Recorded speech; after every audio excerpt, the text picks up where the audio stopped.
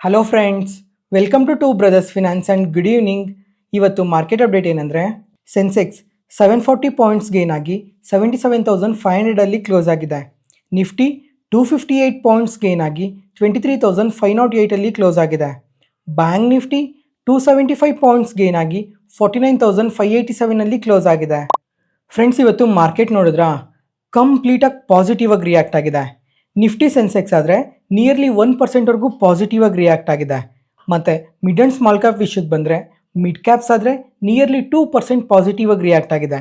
ಮತ್ತು small caps ಆದರೆ above 2% positive ಆಗಿ ರಿಯಾಕ್ಟ್ ಆಗಿದೆ. ಇವತ್ತು ನಿಫ್ಟಿ ಪ್ರೈಸ್ ಆ್ಯಕ್ಷನ್ ನೋಡಿಕೊಂಡ್ರೆ ಓಪನಿಂಗಲ್ಲಿ ಪಾಸಿಟಿವ್ ಆಗಿ ಓಪನ್ ಆಯಿತು. ಮತ್ತು ಅಲ್ಲಿಂದ ಒನ್ ಡೈರೆಕ್ಷನಲ್ ಆಗಿ ಪಾಸಿಟಿವ್ ಆಗಿ ರಿಯಾಕ್ಟ್ ಆಗ್ತಾ ಹೋಯಿತು. ಮತ್ತು ಕರೆಕ್ಟಾಗಿ 130 ಆ ಟೈಮಲ್ಲಾದರೆ ಸ್ವಲ್ಪ ಪ್ರಾಫಿಟ್ ಬುಕ್ಕಿಂಗ್ ಮಾಡ್ಕೊಂಡಿರಬೇಕು. ಆವಾಗ ಮಾರ್ಕೆಟ್ ನಿಯರ್ಲಿ 100% ಕರೆಕ್ಟ್ ಆಯಿತು. ಅದಾದಮೇಲೆ 230 ಆ ಟೈಮ್ಗೆಲ್ಲ ಮತ್ತೆ ಬೌನ್ಸ್ ಬ್ಯಾಕ್ ಆಗಿದೆ. ನಿಯರ್ಲಿ 100 ಪಾಯಿಂಟ್ಸ್ವರೆಗೂ ಫಾಲ್ ಆಯಿತು. ಮತ್ತೆ ಅಷ್ಟು ಪಾಯಿಂಟ್ಸ್ನು ರಿಕವರ್ ಆಗಿ ಡೇ ಐಸಲ್ಲೇ ಕ್ಲೋಸ್ ಆಗಿದೆ. ಇವತ್ತು ಮಾರ್ಕೆಟ್ ಇಷ್ಟು ಪಾಸಿಟಿವ್ ಆಗಿ ರಿಯಾಕ್ಟ್ ಆಗೋದಕ್ಕೆ ರೀಸನ್ ಏನು ಅಂತಂದರೆ, ನಾಳೆ ಬಜೆಟ್ ಇರೋದ್ರಿಂದನೇ ಇವತ್ತು ಮಾರ್ಕೆಟ್ಸ್ ಇಷ್ಟು ಪಾಸಿಟಿವ್ ಆಗಿ ರಿಯಾಕ್ಟ್ ಆಗಿರೋದು. ಇದನ್ನು ನಾವು ಲಾಸ್ಟ್ 2-3 ವೀಡಿಯೋಸಿಂದನೂ ಮಾತಾಡ್ಕೊತಾನೆ ಬರ್ತಿದ್ವಿ. ಬಜೆಟ್ ಇಂದಲ್ ದಿನ ಆದಷ್ಟು ಮಾರ್ಕೆಟ್ಸ್ ತುಂಬಾ ಪಾಸಿಟಿವ್ ಆಗಿ ರಿಯಾಕ್ಟ್ ಆಗುತ್ತೆ ಅಂತ. ಮತ್ತು ನಾಳೆ ಬಜೆಟ್ ಇರೋ ಕಾರಣದಿಂದ ನಮ್ಮ ಇಂಡಿಯನ್ ಸ್ಟಾಕ್ ಮಾರ್ಕೆಟ್ ಕೂಡ ಓಪನಲ್ಲೇ ಇರುತ್ತೆ. ನೆಕ್ಸ್ಟ್ ಇವಾಗ ಕಂಪ್ಲೀಟ್ ಬಜೆಟ್ ಬಗ್ಗೆ ಮಾತಾಡ್ಕೊಳ್ಳೋಣ. ಜೊತೆಗೆ ಇವತ್ತು ಎಕನಾಮಿಕ್ ಸರ್ವೆ ಕೂಡ ಅಪ್ಡೇಟ್ ಆಗಿದೆ. ಇದರಲ್ಲಿ ಏನೇನು ಔಟ್ಕಮ್ ಇದೆ, ಮತ್ತು ಈ ಬಜೆಟಲ್ಲಿ ಯಾವ್ಯಾವ ಸೆಕ್ಟರಲ್ಲಿ ಒಳ್ಳೆ ಗ್ರೋತ್ ಇರುತ್ತೆ, ಯಾವ್ಯಾವ ಸ್ಟಾಕ್ಸ್ನ ನಾವು ಕಾನ್ಸಂಟ್ರೇಟ್ ಮಾಡಬೇಕು ಅಂತ ಪ್ರತಿಯೊಂದನ್ನು ಡೀಟೇಲಾಗಿ ಎಕ್ಸ್ಪ್ಲೈನ್ ಮಾಡ್ತೀನಿ. ಯಾವುದೇ ಕಾರಣಕ್ಕೂ ಈ ಪಾರ್ಟ್ನ ಯಾರೂ ಸ್ಕಿಪ್ ಮಾಡೋಕ್ಕೆ ಹೋಗಬೇಡಿ. Complete A to Z budget ಬಗ್ಗೆ ಎಲ್ಲನೂ ಮಾತಾಡ್ಕೊಳ್ಳೋಣ. ಇವಾಗ ಆಗಲೇ ಮಾತಾಡ್ಕೊಂಡಂಗೆ ಇವತ್ತು ಎಕನಾಮಿಕ್ ಸರ್ವೆ ಅಪ್ಡೇಟ್ ಆಗಿದೆ. ಈ ಎಕನಾಮಿಕ್ ಸರ್ವೆಯಲ್ಲಿ ವೇರಿಯಸ್ ಎಕನಾಮಿಕ್ ಫ್ಯಾಕ್ಟರ್ಸ್ನೆಲ್ಲ ಪ್ರತಿಯೊಂದನ್ನು ಇನ್ ಡೀಟೇಲಾಗಿ ಚೆಕ್ ಮಾಡ್ಕೊತಾರೆ. ಎಕ್ಸಾಂಪಲ್, ಇವಾಗ ಎಕಾನಮಿ ಯಾವ ಥರ ಇದೆ, ಯಾವ್ಯಾವ ಸೆಕ್ಟರಲ್ಲಿ ಎಷ್ಟು ಗ್ರೋತ್ ಇದೆ ಅಂತ ಪ್ರತಿಯೊಂದನ್ನು ಡೀಟೇಲಾಗಿ ಅನಾಲಿಸಿಸ್ ಮಾಡ್ತಾರೆ. ಇವಾಗ ಈ ಎಕನಾಮಿಕ್ ಸರ್ವೆಯಲ್ಲಿ ಏನಂತ ಅಪ್ಡೇಟ್ ಆಗಿದೆ ಅಂದರೆ, GDPನ ಫೋರ್ಕಾಸ್ಟ್ ಮಾಡಿದ್ದಾರೆ. ಇವಾಗ 6.3 ಇಂದ 6.8ವರೆಗೂ GDP ಇರುತ್ತೆ ಅಂತ ಅಪ್ಡೇಟ್ ಮಾಡಿದ್ದಾರೆ. ಅದಾದಮೇಲೆ ಇನ್ಫ್ಲೇಷನ್ ನೋಡಿಕೊಂಡ್ರೆ ಬಿಲೋ 4%ಗೆ ತರೋದಕ್ಕೆ ಪ್ರಯತ್ನ ಮಾಡ್ತೀವಿ ಅಂತ ಅಪ್ಡೇಟ್ ಮಾಡಿದ್ದಾರೆ. ಅದ್ರ ಜೊತೆಗೆ ಅಗ್ರಿಕಲ್ಚರಲ್ ಆಗಲಿ, ಇಂಡಸ್ಟ್ರಿ ಔಟ್ಪುಟ್ಸ್ ಆಗಲಿ, ಅನ್ಎಂಪ್ಲಾಯ್ಮೆಂಟ್ ರೇಟ್ ಕೂಡ ಕಡಿಮೆ ಆಗಿದೆ ಅಂತ ಅಪ್ಡೇಟ್ ಮಾಡಿದ್ದಾರೆ. ಮತ್ತು ಫಾರಿನ್ ಎಕ್ಸ್ಚೇಂಜ್ ರಿಸರ್ವ್ಸ್ ಆಗಲಿ, ಮನಿ ಸಪ್ಲೈ ಆಗಲಿ, ರೆವಿನ್ಯೂಸ್ ಆಗಲಿ, ಎಕ್ಸ್ಪೆಂಡಿಚರ್ ಆಗಲಿ, ಈ ಥರ ವೇರಿಯಸ್ ಪ್ಯಾರಾಮೀಟರ್ಸ್ನ ಈ ಎಕನಾಮಿಕ್ ಸರ್ವೆಯಲ್ಲಿ ಇವತ್ತು ಅಪ್ಡೇಟ್ ಮಾಡಿದ್ದಾರೆ. ಒಂದ್ಸಲ ನೀವು ಯಾರಾದರೂ ವಾಟ್ಸಪ್ ಚಾನಲ್ನ ಚೆಕ್ ಮಾಡ್ತಾ ಇದ್ರೆ ಒಂದ್ಸಲ ಕಂಪ್ಲೀಟಾಗಿ ನೋಡಿ. ಎಕನಾಮಿಕ್ ಸರ್ವೆಯಲ್ಲಿ ಯಾರ್ಯಾರು ಏನೇನು ಮಾತಾಡಿದ್ದಾರೆ ಅಂತ ಪ್ರತಿಯೊಂದನ್ನು ಡೀಟೇಲಾಗಿ ಅಪ್ಡೇಟ್ ಮಾಡಿದ್ದೀನಿ ವಾಟ್ಸಪ್ ಚಾನಲಲ್ಲಿ. ಫಸ್ಟ್ ಇವಾಗ ಫ್ರೆಂಡ್ಸ್, ನೀವು ಯಾರಾದರೂ ರೀಸೆಂಟ್ ಟೈಮಲ್ಲಿ ಮಾರ್ಕೆಟಲ್ಲಿ ಇನ್ವೆಸ್ಟ್ಮೆಂಟ್ ಶುರು ಮಾಡಿದರೆ ಅಥವಾ 1-2 ವರ್ಷ ಬಜೆಟ್ ದಿನ ಮಾರ್ಕೆಟ್ನ ಎಕ್ಸ್ಪೀರಿಯನ್ಸ್ ಮಾಡಿದ್ರೂ ಪರವಾಗಿಲ್ಲ, ನೀವು ಯಾವುದೇ ಕಾರಣಕ್ಕೂ ನಾಳೆ ಇನ್ವೆಸ್ಟ್ಮೆಂಟ್ ಡಿಸಿಷನ್ನ ತೊಗೊಬೇಡಿ. ಇದ್ರ ಜೊತೆಗೆ ಟ್ರೇಡಿಂಗ್ ಆ್ಯಕ್ಟಿವಿಟಿ ಇರುತ್ತಲ್ಲ, ಟ್ರೇಡಿಂಗ್ ಆ್ಯಕ್ಟಿವಿಟಿಯಿಂದ ಆದಷ್ಟು ದೂರ ಇರಿ. ಮಾರ್ಕೆಟ್ಸ್ ನಿನ್ನೆ ಇದ್ದಿದ್ದ ಥರನೋ ಮೊನ್ನೆ ಇದ್ದಿದ್ದ ಥರನೋ ನಾಳೆ ಇರಲ್ಲ, ಕಂಪ್ಲೀಟಾಗಿ ವಾಲಟೈಲ್ ಆಗಿರುತ್ತೆ. ಅದರಿಂದ ನಿಮ್ಮ ಕ್ಯಾಪಿಟಲ್ನ ಸಹ ನೀವು ಲಾಸ್ ಆಗೋ ಚಾನ್ಸಸ್ ತುಂಬಾ ಜಾಸ್ತಿ ಇರುತ್ತೆ. ಅದಕ್ಕೋಸ್ಕರ ಯಾವುದೇ ಥರ ಎಕ್ಸ್ಪೀರಿಯನ್ಸ್ ಇಲ್ದಿದ್ದವರು ನಾಳೆ ಆದಷ್ಟು ಮಾರ್ಕೆಟ್ನ ನೋಡಿ, ಆದರೆ ಯಾವುದೇ ಥರ ಟ್ರೇಡಿಂಗ್ ಆ್ಯಕ್ಟಿವಿಟೀಸ್ನ ಮಾಡೋಕ್ಕೆ ಹೋಗಬೇಡಿ. ಮತ್ತು ಇವಾಗ ತುಂಬಾ ಸೋಷಿಯಲ್ ಮೀಡಿಯಾ ಪ್ಲ್ಯಾಟ್ಫಾರ್ಮ್ಸಲ್ಲೆಲ್ಲ ನೋಡ್ತಾನೆ ಇದ್ದೀರಾ, ಬಜೆಟಲ್ಲಿ ಈ ಸೆಕ್ಟರ್ಗೆ ಅಲೋಕೇಶನ್ ಇರುತ್ತೆ, ಅದರಲ್ಲಿ ಈ ಸ್ಟಾಕ್ಸ್ ಎಲ್ಲ ತುಂಬಾ ಪಾಸಿಟಿವ್ ಆಗಿ ರಿಯಾಕ್ಟ್ ಆಗ್ತವೆ ಅಂತ ಪ್ರತಿಯೊಂದಿನೂ ಈ ಥರ ಅಪ್ಡೇಟ್ಸ್ ನೀವು ನೋಡ್ತಾನೆ ಇರ್ತೀರಾ. ಅದು ಇವತ್ತಿಗೋ ನೆನ್ನೆಗೋ ಮಾತ್ರನೇ ವರ್ಕ್ ಆಗೋದು, ನಾಳೆ ಮಾರ್ಕೆಟಲ್ಲಿ ಆ ಥರ ವರ್ಕ್ ಆಗಲ್ಲ. ಅದಕ್ಕೋಸ್ಕರ ಆದಷ್ಟು ಹುಷಾರಾಗಿರಿ. ಇವಾಗ ಒಂದ್ಸಲ ಈ ಇಮೇಜ್ನ ನೋಡಿ. ಲಾಸ್ಟ್ 10 ಇಯರ್ಸಲ್ಲಿ ಬಜೆಟ್ ದಿನ ನಿಫ್ಟಿ 50 ಯಾವ ಥರ ರಿಯಾಕ್ಟ್ ಆಗಿದೆ ಅಂತ ಅಪ್ಡೇಟ್ ಮಾಡಿದ್ದಾರೆ. ಇದರಲ್ಲಿ ನೋಡ್ಕೊಂಡ್ರೆ ಬರೀ 4 ವರ್ಷ ಮಾತ್ರನೇ ನಿಫ್ಟಿ 50 ಪಾಸಿಟಿವ್ ಆಗಿ ರಿಯಾಕ್ಟ್ ಆಗಿರೋದು ಅಂತ ಅಪ್ಡೇಟ್ ಆಗಿದೆ. ಅದರಲ್ಲೂ ನೋಡ್ಕೊಂಡ್ರೆ 2021 ಮಾತ್ರನೇ ನಿಫ್ಟಿ ಅಷ್ಟು ಪಾಸಿಟಿವ್ ಆಗಿ ರಿಯಾಕ್ಟ್ ಆಗಿರೋದು. ಇನ್ನು ಮಿಕ್ಕಿರೋ ವರ್ಷದಲ್ಲೆಲ್ಲ ಜಸ್ಟ್ 0.1% ಮಾತ್ರನೇ ಪಾಸಿಟಿವ್ ಆಗಿ ರಿಯಾಕ್ಟ್ ಆಗಿರೋದು. ಅದು ಬರೀ 4 ವರ್ಷ ಮಾತ್ರನೇ. ಆದರೆ ಇನ್ನು ಮಿಕ್ಕಿರೋ 6 ವರ್ಷ ನೋಡಿ ತುಂಬಾ ನೆಗೆಟಿವ್ ಆಗಿ ರಿಯಾಕ್ಟ್ ಆಗಿದೆ. 2016 ಆಗಲಿ, 19 ಆಗಲಿ, 2020 ಆಗಲಿ, 23 ಆಗಲಿ, ಈ ವರ್ಷದಲ್ಲೆಲ್ಲ ಮಾರ್ಕೆಟ್ಸ್ ತುಂಬಾ ನೆಗೆಟಿವ್ ಆಗಿ ರಿಯಾಕ್ಟ್ ಆಗಿದೆ. ಅದಕ್ಕೋಸ್ಕರನೇ ಹೇಳೋದು, ಬಜೆಟ್ ದಿನ ಮಾರ್ಕೆಟ್ಸ್ ತುಂಬ ವಾಲಟೈಲ್ ಆಗಿ ರಿಯಾಕ್ಟ್ ಆಗುತ್ತೆ, ಅದಕ್ಕೆ ದೂರ ಇರಿ ಎಂದಿದ್ದು. ಅದಾದಮೇಲೆ ಇವತ್ತು ಮನಿ ಕಂಟ್ರೋಲ್ ಅವ್ರು ಕೂಡ ಒಂದು ಡೇಟಾನ ಪಬ್ಲಿಷ್ ಮಾಡಿದ್ದಾರೆ. ಈ ಡೇಟಾದಲ್ಲಿ ನೋಡ್ಕೊಂಡ್ರೆ ಬಜೆಟ್ ದಿನ ಮಾರ್ಕೆಟ್ ಯಾವ ಥರ ಇತ್ತು, ಅದಾದಮೇಲೆ ಬಜೆಟ್ ಆಗಿ 2 ವೀಕ್ಸ್ ಆದಮೇಲೆ ಮಾರ್ಕೆಟ್ ಯಾವ ಥರ ಇತ್ತು, ಆಮೇಲೆ 4 ವೀಕ್ಸ್ ಆದಮೇಲೆ ಮಾರ್ಕೆಟ್ ಯಾವ ಥರ ಇತ್ತು ಅಂತ ಡೇಟಾ ಅಪ್ಡೇಟ್ ಮಾಡಿದ್ದಾರೆ.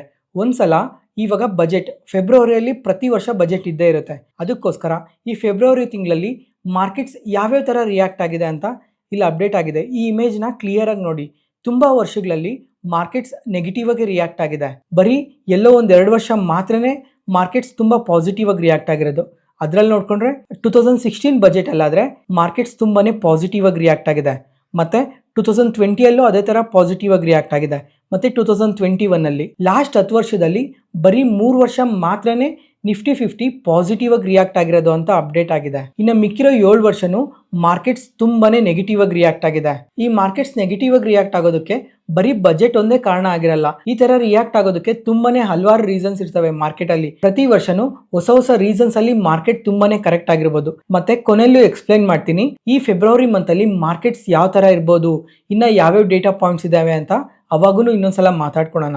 ಮತ್ತೆ ನಾನು ಏನಕ್ಕೆ ಇಷ್ಟು ಸಲ ನಾಳೆ ಯಾವುದೇ ಥರ ಟ್ರೇಡ್ಸ್ನ ತೊಗೊಬೇಡಿ ಅಂತ ಹೇಳ್ತೀನಿ ಅಂದರೆ, ಬಜೆಟ್ ಇವಾಗ ನಾಳೆ 11 ಗಂಟೆಗೆ ಶುರು ಆಗುತ್ತೆ. ಅವಾಗ ಫಿನಾನ್ಸ್ ಮಿನಿಸ್ಟರ್ ನಿರ್ಮಲಾ ಸೀತಾರಾಮನ್ ಅವರು ಸ್ಪೀಚ್ನ ಶುರು ಮಾಡ್ತಾರೆ. ಶುರು ಮಾಡ್ತಿದ್ದಂಗೆನೆ ಎಕ್ಸಾಂಪಲ್ ಇವಾಗ ಯಾವುದಾದ್ರೂ ಒಂದು ಸೆಕ್ಟರ್ಗೆ ತುಂಬಾನೇ ಅಲೋಕೇಶನ್ನ ಫಿಕ್ಸ್ ಮಾಡ್ತಾರೆ ಅಂತ ಅಪ್ಡೇಟ್ ಬರ್ತದೆ. ಆ ಸೆಕ್ಟರ್ ಬಗ್ಗೆ ಅಪ್ಡೇಟ್ ಬರ್ತಿದ್ದಂಗೆನೆ ಆ ಸೆಕ್ಟರ್ ಅಲ್ಲಿ ಇರೋ ಸ್ಟಾಕ್ಸ್ ಎಲ್ಲಾನು ತುಂಬಾನೇ ಪಾಸಿಟಿವ್ ಆಗಿ ರಿಯಾಕ್ಟ್ ಆಗೋಗ್ತವೆ. ಯಾಕಂದ್ರೆ ಈ ಬಜೆಟ್ ಲೈವ್ ಇರುತ್ತಲ್ಲ, ಅದಕ್ಕೋಸ್ಕರ ಕಂಪ್ಲೀಟ್ ಆಗಿ ಪಾಸಿಟಿವ್ ಆಗಿ ರಿಯಾಕ್ಟ್ ಆಗುತ್ತೆ ಆ ಸೆಕ್ಟರ್ ಎಲ್ಲ. ಅದಾದ್ಮೇಲೆ ಯಾವುದಾದ್ರೂ ಒಂದು ಸೆಕ್ಟರಲ್ಲಿ ಅಲೋಕೇಶನ್ನ ಕಮ್ಮಿ ಮಾಡ್ತಾ ಇದ್ದಾರೆ ಅಂತ ಅಪ್ಡೇಟ್ ಬಂದರೆ ಆ ಸೆಕ್ಟರಲ್ಲಿರೋ ಸ್ಟಾಕ್ಸ್ ಎಲ್ಲನೂ ತುಂಬಾನೇ ಕರೆಕ್ಟ್ ಆಗೋಗುತ್ತೆ. ಇವಾಗ ಫಾರ್ ಎಕ್ಸಾಂಪಲ್ ನಾವಾದರೆ ರಿಟೇಲ್ ಟ್ರೇಡರ್ಸ್ ನಾವೆಷ್ಟು ಟ್ರೇಡ್ ಮಾಡ್ತೀವಿ ಹೇಳಿ? 1000 ಶೇರ್ಸೋ, 5000 ಶೇರ್ಸೋ, 10,000 ಶೇರ್ಸೋ ಈ ಥರ ನಾವು ಟ್ರೇಡ್ ಮಾಡ್ತೀವಿ. ಆದರೆ ಈ ಬಿಗ್ ಪ್ಲೇಯರ್ಸ್ ಏನು ಮಾಡ್ತಾರೆ ಅಂದರೆ 1 lakh ಶೇರ್ಸು, 5 lakh ಶೇರ್ಸು ಈ ಥರ ಟ್ರೇಡ್ ಮಾಡ್ತಾರೆ ದೊಡ್ಡ ಅಮೌಂಟಲ್ಲಿ. ಅದಕ್ಕೋಸ್ಕರನೇ ಯಾವುದಾದ್ರೂ ಒಂದು ನೆಗೆಟಿವ್ ಡೇಟಾ ಅಪ್ಡೇಟ್ ಆಯಿತು ಅಂದರೆ ಕಂಪ್ಲೀಟಾಗಿ ಆ ಸೆಕ್ಟರಲ್ಲಿ ಸೆಲ್ ಆಫ್ ಇರುತ್ತೆ. ಅದಕ್ಕೋಸ್ಕರ ಇವಾಗ ಎಕ್ಸಾಂಪಲ್ ಸಡನ್ನಾಗಿ ನಿಫ್ಟಿ 200 ಪಾಯಿಂಟ್ಸ್ ಒಂದು ಸಲ ಹತ್ತೋದು, ಅದಾದಮೇಲೆ ಇನ್ನೊಂದು 200 ಪಾಯಿಂಟ್ಸ್ ಸಡನ್ನಾಗಿ ಬಿದ್ದೋಗೋದು, ಈ ಥರ ರಿಯಾಕ್ಷನ್ಸ್ನ ಬಜೆಟಲ್ಲಿ ಎಲೆಕ್ಷನ್ ರಿಸಲ್ಟ್ಸ್ ಟೈಮಲ್ಲಿ ನಾವು ತುಂಬ ಸಲನೇ ನೋಡ್ತಾ ಇರ್ತೀವಿ. ಇವಾಗ ಲಾಸ್ಟ್ ಇಯರ್ ಕೂಡ ಒಂದು ಸಲ ನೋಡಿದ್ವಿ. June 4th ಎಲೆಕ್ಷನ್ ರಿಸಲ್ಟ್ಸ್ ದಿನ ಕೌಂಟಿಂಗ್ ಶುರುವಾಯಿತು. ಕೌಂಟಿಂಗ್ ಶುರುವಾದಾಗ BJPಗೆ ಕಮ್ಮಿ ವೋಟ್ಸ್ ಬರ್ತಾ ಇದ್ವು ಅಂತ ಅಪ್ಡೇಟ್ ಆಯಿತು. ಆವಾಗ ಸಿಂಗಲ್ ಡಿಪ್ ಒಂದ್ಸಲ ನಿಫ್ಟಿ ಚಾರ್ಟ್ ಪ್ಯಾಟ್ರನ್ನ ನೋಡಿ.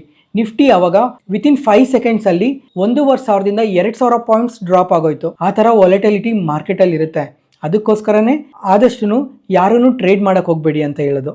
ಮತ್ತೆ ನಾಳೆ ಶನಿವಾರ ಅಲ್ಲ, ನೀವೇನಾದರೂ ಫ್ರೀ ಆಗಿದ್ದು ಬಜೆಟ್ನ ಟ್ರ್ಯಾಕ್ ಮಾಡ್ತಾ ಇದ್ರೆ ಒಂದ್ಸಲ ಚೆಕ್ ಮಾಡಿ ಯಾವ್ಯಾವ ಸೆಕ್ಟರ್ಗೆ ಯಾವ ಥರ ಅಲೋಕೇಶನ್ಸ್ನ ಕೊಡ್ತಾ ಇದ್ದಾರೆ, ಯಾವ್ಯಾವ ಸೆಕ್ಟರಲ್ಲಿ ಅಲೋಕೇಶನ್ನ ಇನ್ಕ್ರೀಸ್ ಮಾಡ್ತಾ ಇದ್ದಾರೆ ಅಂತ ಅನಾಲಿಸಿಸ್ ಮಾಡಿ.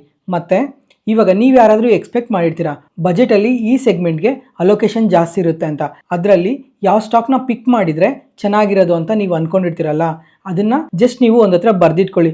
ಇಂಥ ಸ್ಟಾಕ್ನ ಪಿಕ್ ಮಾಡಿದ್ದೆ, ಈ ಸ್ಟಾಕ್ ಮಾರ್ಕೆಟ್ ಕ್ಲೋಸ್ ಆಗೋ ಟೈಮ್ಗೆಲ್ಲ ಪಾಸಿಟಿವ್ ಆಗಿ ರಿಯಾಕ್ಟ್ ಆಗಿದೆಯಾ ಅಥವಾ ನೆಗೆಟಿವ್ ಆಗಿ ರಿಯಾಕ್ಟ್ ಆಗಿದೆಯಾ ಅಂತ ನಾಳೆ ವಿಡಿಯೋ ಕಮೆಂಟ್ ಸೆಷನಲ್ಲಿ ಒಂದ್ಸಲ ಮೆನ್ಷನ್ ಮಾಡಿ. ನೆಕ್ಸ್ಟ್ ಇವಾಗ ಬಜೆಟ್ ವಿಷಯಕ್ಕೆ ಬಂದರೆ, ಇವಾಗ ಬಜೆಟಲ್ಲಿ ಕಾಮನ್ ಆಗಿ ಎಲ್ಲರಿಗೂ ಗೊತ್ತೇ ಇರುತ್ತೆ ಈ ಸೆಕ್ಟರಲ್ಲಿ ಕೇಪೆಕ್ಸ್ನ ಮಾಡ್ತಾರೆ, ಈ ಸೆಕ್ಟರಲ್ಲಿ ಅಲೋಕೇಶನ್ಸ್ ಇದ್ದೇ ಇರುತ್ತೆ ಅಂತ ಕಾಮನ್ ಆಗಿ ಎಲ್ಲರಿಗೂ ಗೊತ್ತಿರುತ್ತೆ. ಅದರಲ್ಲಿ ಇವಾಗ ಮೊದಲನೇದಾಗಿ ಯಾವ ಸೆಕ್ಟರಲ್ಲಿ ಅಲೋಕೇಶನ್ ಇದ್ದೇ ಇರುತ್ತೆ ಅಂತ ನೋಡಿಕೊಂಡ್ರೆ, ಒಂದು ರೈಲ್ವೇಸಲ್ಲಿ ಪ್ರತಿ ವರ್ಷ ಕೂಡ ಅಲೋಕೇಶನ್ ಇದ್ದೇ ಇರುತ್ತೆ. ಈ ರೈಲ್ವೆ ಸೆಕ್ಟರಲ್ಲಿ ಯಾವ್ಯಾವ ಕಂಪನೀಸ್ ಇರ್ತವೆ ಅಂತ ನೋಡಿಕೊಂಡ್ರೆ, ಮತ್ತು ಇವತ್ತು ನೋಡಿದ್ರಾ ಈ ರೈಲ್ವೆ ಸ್ಟಾಕ್ಸ್ ಎಲ್ಲ ತುಂಬಾ ಪಾಸಿಟಿವ್ ಆಗಿ ರಿಯಾಕ್ಟ್ ಆಗಿದೆ. ಯಾಕಂದರೆ ನಾಳೆ ಬಜೆಟ್ ಇದೆ ಅಲ್ವಾ, ಬಜೆಟಲ್ಲಿ ಅಲೋಕೇಶನ್ ಇದ್ದೇ ಇರುತ್ತೆ ಅಂತ ಇವತ್ತು ಅಡ್ವಾನ್ಸ್ ಆಗಿ ತುಂಬಾ ಪಾಸಿಟಿವ್ ಆಗಿ ರಿಯಾಕ್ಟ್ ಆಗಿದ್ದಾವೆ. ಯಾವ್ಯಾವ ಕಂಪನೀಸ್ ಅಂತ ನೋಡಿಕೊಂಡ್ರೆ, ಜುಪಿಟರ್ ವ್ಯಾಗನ್ಸ್ ಈ ಕಂಪನಿ ಆದರೆ ನಿಯರ್ಲಿ 16% ಪಾಸಿಟಿವ್ ಆಗಿ ರಿಯಾಕ್ಟ್ ಆಗಿದೆ ಇವತ್ತು. ಮತ್ತು Titagarh rails, Texmaco rail, RVNL, IRFC, RailTel corporation of India, HBC engineering, Ircon, RailTel ಈ ಥರ ತುಂಬಾ ರೈಲ್ವೆ ಕಂಪನೀಸ್ ಮತ್ತು ರೈಲ್ವೇಸ್ಗೆ ಸಂಬಂಧಪಟ್ಟಿರೋ ಕಂಪನೀಸ್ ಎಲ್ಲನೂ ಇವತ್ತು ತುಂಬಾ ಪಾಸಿಟಿವ್ ಆಗಿ ರಿಯಾಕ್ಟ್ ಆಗಿದೆ. ನೆಕ್ಸ್ಟ್ ಅದಾದಮೇಲೆ ಇನ್ನೊಂದು ಕಾಮನ್ ಆಗಿ ಎಲ್ಲರಿಗೂ ಗೊತ್ತಿರೋ ಸೆಕ್ಟರ್ ಯಾವ್ದು ಹೇಳಿ? ಡಿಫೆನ್ಸ್ ಸೆಕ್ಟರ್ ರೀಸೆಂಟ್ ಟೈಮಲ್ಲಿ ತುಂಬಾ ಕರೆಕ್ಟ್ ಆಯಿತು. ಇವತ್ತಾದರೆ ಈ ಡಿಫೆನ್ಸ್ ಸ್ಟಾಕ್ಸ್ ಎಲ್ಲ ನೋಡಿದ್ರಾ ತುಂಬಾ ಪಾಸಿಟಿವ್ ಆಗಿ ರಿಯಾಕ್ಟ್ ಆಗಿದೆ. ಯಾಕಂದರೆ ನಾಳೆ ಬಜೆಟ್ ಇದೆ ಅಂತಲೇ. ಅದರಲ್ಲಿ HAL ಆದರೆ ನಿಯರ್ಲಿ 4%ವರೆಗೂ ಪಾಸಿಟಿವ್ ಆಗಿ ರಿಯಾಕ್ಟ್ ಆಗಿದೆ. ಮತ್ತು Paras defence, Mazagon Dock shipbuilding, Garden Reach shipbuilding, Cochin shipyard, Bharat electronics, Bharat dynamics ಈ ಥರ ತುಂಬಾ ಡಿಫೆನ್ಸ್ ಕಂಪನೀಸ್ ಎಲ್ಲನೂ ಇವತ್ತು ಪಾಸಿಟಿವ್ ಆಗಿ ರಿಯಾಕ್ಟ್ ಆಗಿದೆ. ಮತ್ತು ಪವರ್ ವಿಷಯಕ್ಕೆ ಬಂದರೆ, ರೀಸೆಂಟಾಗಿ ಪವರ್ ಡಿಮ್ಯಾಂಡ್ ನೋಡ್ತಾ ಇದ್ದೀರಾ ಇಂಡಿಯಾದಲ್ಲಿ ತುಂಬಾ ಇನ್ಕ್ರೀಸ್ ಆಗ್ತಾ ಇದೆ. ಅದಕ್ಕೋಸ್ಕರ ಗೌರ್ಮೆಂಟ್ ರಿನ್ಯೂವಬಲ್ ಸೆಕ್ಟರಲ್ಲಿ ಮತ್ತು ನಾನ್ ರಿನ್ಯೂವಬಲ್ ಸೆಕ್ಟರಲ್ಲಿ ಎರಡರಿಂದನೂ ಪವರ್ ಜನ್ರೇಷನ್ನ ಮಾಡ್ತಾನೆ ಇದ್ದಾರೆ. ಇವಾಗ ಪವರ್ ರಿಲೇಟೆಡ್ ಆಗಿ ಯಾವ್ಯಾವ ಕಂಪನೀಸ್ ಇದ್ದಾವೆ ಅಂತ ನೋಡಿಕೊಂಡ್ರೆ, ಪವರ್ ಗ್ರಿಡ್ ಕಾರ್ಪೊರೇಷನ್ಸ್ ಇದೆ, JSW ಎನರ್ಜಿ ಇದೆ, NHPC ಇದೆ, ಟೊರೆಂಟ್ ಪವರ್ ಇದೆ, SJVN ಇದೆ, CESC ಇದೆ, ಮತ್ತು ಇದೇ ಥರ ಹೇಳ್ತಾ ಹೋದರೆ ತುಂಬಾ ಕಂಪನೀಸ್ ಇದ್ದಾವೆ ಪವರ್ ಸೆಗ್ಮೆಂಟಲ್ಲಿ ವರ್ಕ್ ಮಾಡೋ ಕಂಪನೀಸ್ ಎಲ್ಲ. ಟಾಟಾ ಪವರ್ ಇದೆ, ಅದಾನಿ ಪವರ್ ಇದೆ, PTC ಇಂಡಿಯಾ ಇದೆ. ಮತ್ತು ಅದರಲ್ಲೂ ನಾನು ಇನ್ನೊಂದು ಹತ್ರ ಅಪ್ಡೇಟ್ ನೋಡಿದೆ. ಏನಂತ ಅಂದರೆ ಈ ಸಲ ಥರ್ಮಲ್ ರಿಲೇಟೆಡ್ ಆಗಿ ಏನಾದರೂ ಸ್ವಲ್ಪ ಬೆನಿಫಿಟ್ಸ್ ಇರುತ್ತೆ ಅಂತ ಅಪ್ಡೇಟ್ ಆಗ್ತಾ ಇತ್ತು. ನೋಡೋಣ ನಾಳೆ ಯಾವ ಥರ ಅಪ್ಡೇಟ್ ಆಗುತ್ತೆ ಅಂತ. ಅದರಲ್ಲಿ ನೋಡಿಕೊಂಡ್ರೆ ಈ NTPC ಕಂಪನಿ ಇದೆ ಅಲ್ಲ, ಇದು ಥರ್ಮಲ್ ಸೆಕ್ಟರಲ್ಲಿ ವರ್ಕ್ ಮಾಡ್ತಾರೆ. ಅದ್ರ ಜೊತೆಗೆ ಇವತ್ತು ಈ ಕಂಪನಿಯಲ್ಲಿ ಬ್ಲಾಕ್ ಡೀಲ್ ಕೂಡ ನಡೆದಿದೆ. ನೋಡೋಣ ನಾಳೆ ಏನಾದರೂ ಥರ್ಮಲ್ ರಿಲೇಟೆಡ್ ಆಗಿ ಅಪ್ಡೇಟ್ಸ್ ಬರುತ್ತಾ ಅಂತ. ಇದ್ರ ಜೊತೆಗೆ ಗೌರ್ಮೆಂಟ್ ಕೂಡ ಸೋಲಾರ್ ರಿಲೇಟೆಡ್ ಆಗಿ ತುಂಬಾ ಪುಷ್ ಮಾಡ್ತಾ ಇದೆ. ಲಾಸ್ಟ್ ಬಜೆಟಲ್ಲೇ ನಾವು ನೋಡಿದ್ವಿ ಸೋಲಾರ್ ರಿಲೇಟೆಡ್ ಆಗಿ ತುಂಬಾ ಪುಷ್ ಮಾಡ್ತಾ ಇದ್ದಾರೆ ಅಂತ. ಇವರು ಪುಷ್ ಮಾಡೋದ್ರ ಜೊತೆಗೆ ಅದೇ ಥರನೇ ರಿಸಲ್ಟ್ಸ್ ಕೂಡ ನೋಡ್ತಾ ಇದ್ದಾರೆ. ತುಂಬಾ ಜನ ಸೋಲಾರ್ ರಿಲೇಟೆಡ್ ಆಗಿ ಅವ್ರು ಇಟ್ಕೊಂಡಿದ್ದ ಗೋಲ್ನ ಕೂಡ ಅಚೀವ್ ಮಾಡಿದ್ದಾರೆ. ಅದಕ್ಕೋಸ್ಕರ ನೋಡೋಣ ಈ ಸಲ ಕೂಡ ಸೋಲಾರ್ ಪರವಾಗಿ ಏನಾದರೂ ಅಲೋಕೇಶನ್ನ ಜಾಸ್ತಿ ಮಾಡ್ತಾರಾ ಅಂತ. ಇವಾಗ ಸೋಲಾರಲ್ಲಿ ಯಾವ್ಯಾವ ಕಂಪನೀಸ್ ಇದ್ದಾವೆ ಅಂತ ನೋಡಿಕೊಂಡ್ರೆ ವಾರೈ ಎನರ್ಜೀಸ್ ಆಗಲಿ, ಪ್ರೀಮಿಯರ್ ಎನರ್ಜೀಸ್ ಆಗಲಿ, ಈ ಥರ ಕಂಪನೀಸ್ಗೆಲ್ಲನೂ ಬೆನಿಫಿಟ್ ಇರುತ್ತಾ ಅಂತ ನೋಡಬೇಕು. ಮತ್ತು ಇನ್ನೊಂದು ಕಾಮನ್ ಸೆಕ್ಟರ್ ಏನು ಅಂತ ಅಂದರೆ ಅಗ್ರಿಕಲ್ಚರ್ ಸೆಕ್ಟರ್. ಅಗ್ರಿಕಲ್ಚರ್ಗೋಸ್ಕರ ಪ್ರತಿ ವರ್ಷ ಏನೋ ಒಂದು ಪಾಸಿಟಿವ್ ಡೇಟಾ ಪಾಯಿಂಟ್ ಇದ್ದೇ ಇರುತ್ತೆ. ನೋಡೋಣ ಈ ಸಲ ಅಗ್ರಿಕಲ್ಚರ್ ರಿಲೇಟೆಡ್ ಆಗಿ ಯಾವ ಥರ ಅಲೋಕೇಶನ್ ಇರುತ್ತೆ ಅಂತ. ಇವಾಗ ಅದರಲ್ಲಿ ನೋಡಿಕೊಂಡ್ರೆ Kaveri seeds, Paradeep phosphates, national fertiliser, Chambal fertiliser, Deepak fertiliser, ಈ ಥರ ತುಂಬಾ ಫರ್ಟಿಲೈಸರ್ ಕಂಪನೀಸ್ಗೆ ಏನಾದರೂ ಬೆನಿಫಿಟ್ಸ್ ಇರುತ್ತಾ ಅಂತ ನೋಡಬೇಕು. ರೀಸೆಂಟಾಗಿ ವಾಟರ್ ಸ್ಕೇರ್ಸಿಟಿ ಅನ್ನೋದು ತುಂಬಾ ಜಾಸ್ತಿ ಆಗ್ತಾ ಇದೆ. ಅದಕ್ಕೋಸ್ಕರ ಈ ವಾಟರ್ ರಿಲೇಟೆಡ್ ಆಗಿ ಏನಾದರೂ ಸ್ವಲ್ಪ ಅಲೋಕೇಶನ್ನ ಕೊಡ್ತಾರಾ ಅಂತ ನೋಡಬೇಕು. ಇದರಲ್ಲಿ ನೋಡಿಕೊಂಡ್ರೆ ವಾಟರ್ ರಿಲೇಟೆಡ್ ಆಗಿ ಟಾಪ್ ಕಂಪನೀಸ್ ಯಾವಿದಾವೆ ಅಂತ ನೋಡಿಕೊಂಡ್ರೆ ವಾಟೆಕ್ ವಬಾಗ್, EMS, ಡೆಂಟಾ ವಾಟರ್, ಅಯೋನ್ ಎಕ್ಸ್ಚೇಂಜ್, ಈ ಎಲ್ಲ ಕಂಪನೀಸ್ ವಾಟರ್ ರಿಲೇಟೆಡ್ ಆಗಿ ವರ್ಕ್ ಮಾಡ್ತಾರೆ. ಜೊತೆಗೆ ಈ ಎಲ್ಲ ಕಂಪನೀಸ್ ಬಗ್ಗೆ ರೀಸೆಂಟ್ ಮಾರ್ಕೆಟ್ ನ್ಯೂಸಲ್ಲೇ ಮಾತಾಡ್ಕೊಂಡಿದ್ವಿ. ಅದಕ್ಕೋಸ್ಕರ ಇವಾಗ ಜಸ್ಟ್ ಹೈಲೈಟ್ ಮಾಡ್ತಾ ಇರೋದು. ಫ್ರೆಂಡ್ಸ್, ಇವಾಗ ಈ ಸೆಕ್ಟಾರ್ಗೆಲ್ಲ ಬೆನಿಫಿಟ್ಸ್ ಇರುತ್ತೆ ಅಂತ ಕಾಮನ್ ಆಗಿ ಎಲ್ಲರಿಗೂ ಗೊತ್ತೇ ಇರುತ್ತೆ. ಅದಾದಮೇಲೆ ಇವಾಗ ಎಲ್ಲದಕ್ಕಿಂತ ಮುಖ್ಯವಾಗಿರೋದು ಏನು ಅಂತಂದರೆ ಯಾವುದಾದ್ರೂ ಒಂದು ಸೆಕ್ಟಾರ್ಗೆ ಅಲೋಕೇಶನ್ ಇರುತ್ತೆ. ಆ ಅಲೋಕೇಶನ್ನ ಇಯರ್ ಆನ್ ಇಯರ್ ಕಂಪ್ಯಾರಿಸನ್ ಮಾಡ್ತಾರೆ. ಇವಾಗ ಯಾವುದಾದ್ರೂ ಒಂದು ಸೆಕ್ಟಾರ್ಗೆ ಹಿಂದಿನ ವರ್ಷ ಎಷ್ಟು ಅಲೋಕೇಶನ್ ಕೊಟ್ಟಿದ್ರು, ಈ ಸಲ ಎಷ್ಟು ಅಲೋಕೇಶನ್ ಇದೆ, ಈ ಸಲ ಏನಾದರೂ ಅಲೋಕೇಶನ್ನ ಜಾಸ್ತಿ ಮಾಡಿದಾರಾ ಇಲ್ವಾ ಅಂತ ಚೆಕ್ ಮಾಡ್ತಾರೆ. ಜಾಸ್ತಿ ಏನಾದರೂ ಮಾಡಿದರೆ ಆ ಸೆಕ್ಟರ್ ನಾಳೆ ತುಂಬ ಪಾಸಿಟಿವ್ ಆಗಿ ರಿಯಾಕ್ಟ್ ಆಗುತ್ತೆ. ಅಥವಾ ಆ ಸೆಕ್ಟರ್ ಏನಾದರೂ ಹಿಂದಿನ ವರ್ಷ ಎಷ್ಟು ಅಲೋಕೇಶನ್ ಕೊಟ್ಟಿದ್ರೋ ಅಷ್ಟೇ ಅಲೋಕೇಶನ್ ಕೊಟ್ಟಿದ್ದಾರೆ ಅಂದರೆ ನ್ಯೂಟ್ರಲ್ ಆಗಿರುತ್ತೆ. ಒಂದು ವೇಳೆ ಅಲೋಕೇಶನ್ ಏನಾದರೂ ಕಮ್ಮಿ ಮಾಡಿದ್ದಾರೆ ಅಂತ ಅಪ್ಡೇಟ್ ಬಂದರೆ ಮಾತ್ರನೇ ಆ ಸೆಕ್ಟರಲ್ಲಿ ಫಾಲ್ ಇರೋದು. ಈ ಡೇಟಾ ಪಾಯಿಂಟ್ನ ನೆನ್ಪಿಟ್ಕೊಳ್ಳಿ.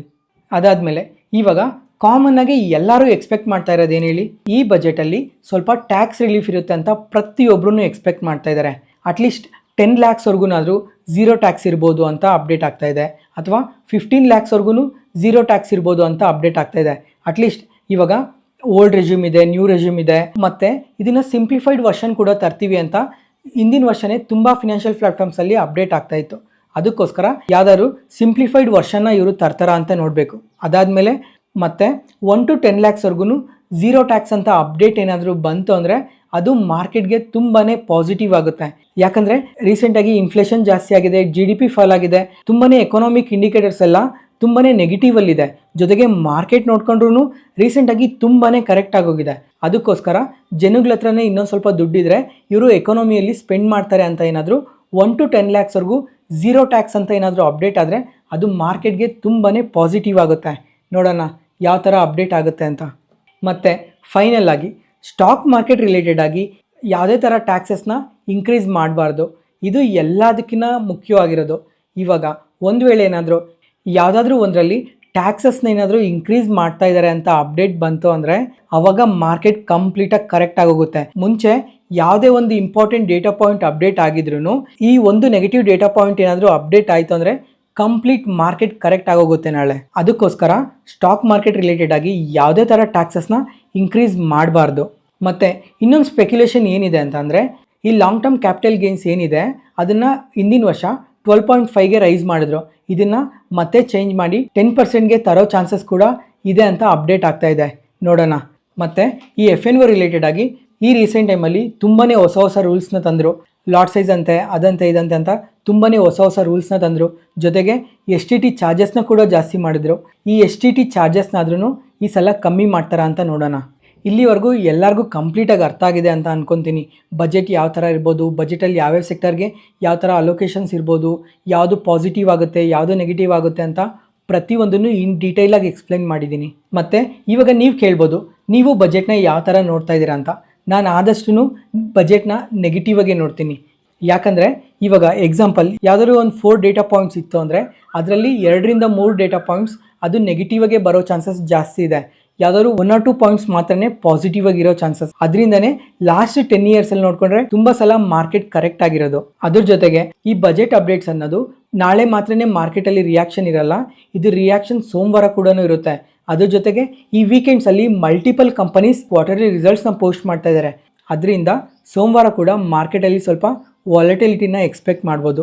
ಇದ್ರ ಜೊತೆಗೆ ಡೊನಾಲ್ಡ್ ಟ್ರಂಪ್ ಅವ್ರ ಕಡೆಯಿಂದನೂ ಇನ್ನೊಂದು ಅಪ್ಡೇಟ್ ಬಂದಿತ್ತು. ಏನಂತ ಅಂದರೆ ಈ ಬ್ರಿಕ್ಸ್ ಕಂಟ್ರೀಸ್ ಮೇಲೆ 100% ಟ್ಯಾಕ್ಸಸ್ನ ಇನ್ಕ್ರೀಸ್ ಮಾಡ್ತೀವಿ ಅಂತ ಅಪ್ಡೇಟ್ ಬಂದಿತ್ತು. ಜೊತೆಗೆ ಈ ಫೆಬ್ರವರಿ 1st ಕ್ಯಾನಡಾಗೆ, ಚೈನಾಗೆ, ಮೆಕ್ಸಿಕೋಗೆ ಈ ಎಲ್ಲ ಕಂಟ್ರೀಸ್ಗೂ 25% ಟ್ಯಾಕ್ಸಸ್ನ ಇನ್ಕ್ರೀಸ್ ಮಾಡ್ತೀವಿ ಅಂತ ಅಪ್ಡೇಟ್ ಮಾಡಿದ್ರಲ್ಲ, ಇದರಲ್ಲೂ ಅವರು ಯಾವುದೇ ಥರ ಚೇಂಜಸ್ ಇಲ್ಲ ಅಂತ ಕೂಡ ಮೆನ್ಷನ್ ಮಾಡಿದ್ದಾರೆ. ನೋಡೋಣ ನಾಳೆಯಿಂದ ಫೆಬ್ರವರಿ 1 ಏನಾಗುತ್ತೆ ಅಂತ. ಮತ್ತೆ ಹೇಳ್ತಾ ಇದ್ದೀನಿ, ರಿಟೇಲ್ ಇನ್ವೆಸ್ಟರ್ಸ್ ಆದಷ್ಟು ಹುಷಾರಾಗಿರಿ. ಯಾವುದೇ ಪಾಯಿಂಟಲ್ಲಿ ಈ ವಿಡಿಯೋ ಇಷ್ಟ ಆದರೆ ಲೈಕ್ ಮಾಡಿ, ಶೇರ್ ಮಾಡಿ, ಸಬ್ಸ್ಕ್ರೈಬ್ ಆಗಿ. ಮತ್ತೆ ನಾಳೆ ಹೊಸ stock market news analysis video ಅಲ್ಲಿ ಸಿಗೋಣ. ನಾನು ಹೇಳಿದ ಇನ್ಫಾರ್ಮೇಷನಲ್ಲಿ ಯಾವುದೇ ಥರ ಡೌಟ್ ಇದ್ರೂ ಕಮೆಂಟ್ ಸೆಷನಲ್ಲಿ ಕಮೆಂಟ್ ಮಾಡಿ. ಪ್ರತಿ ಒಂದು ಕಮೆಂಟ್ಗೂ ರಿಪ್ಲೈ ಕೊಡ್ತೀನಿ. Thank you.